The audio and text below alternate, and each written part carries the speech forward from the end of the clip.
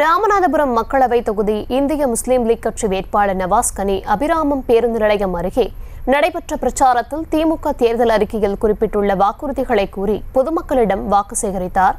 விவரங்களுடன் இணைகிறார் செய்தியாளர் ராமமூர்த்தி. விவரங்கள். நிச்சயமாக தர்ஷினி, ராமநாதபுரம் பாராளுமன்ற தொகுதி திமுக கூட்டணி வேட்பாளர் நவாஸ் கனி ஏனி வாக்கு சேகரித்து வருகிறார். அதாவது ராமநாதபுரம் மாவட்டம் பரமக்குடி சட்டமன்ற தொகுதிக்கு உட்பட்ட அபிராம பேரூராட்சி பகுதியில் வீதியாக சென்று வாக்கு சேகரிப்பில் ஈடுபட்டு வருகிறார். அதற்கு முன்பாக அபிராமம் பேருந்து நிலையம் அருகில் உள்ள பசுமன் முத்துராமலிங்க தேவர் திருவுருவ சிலைக்கு மாலை அணிவித்து வாக்கு சேகரிப்பை ஆரம்பித்தார்.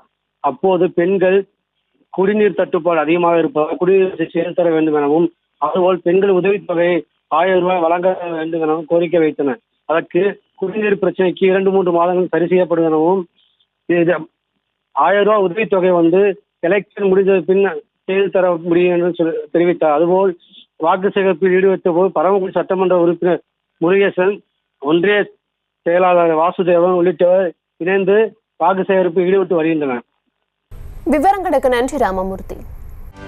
செய்திகளை உடனுக்குடனும் துல்லியமாகவும் தெரிந்து கொள்ள சப்ஸ்கிரைப் பண்ணுங்க.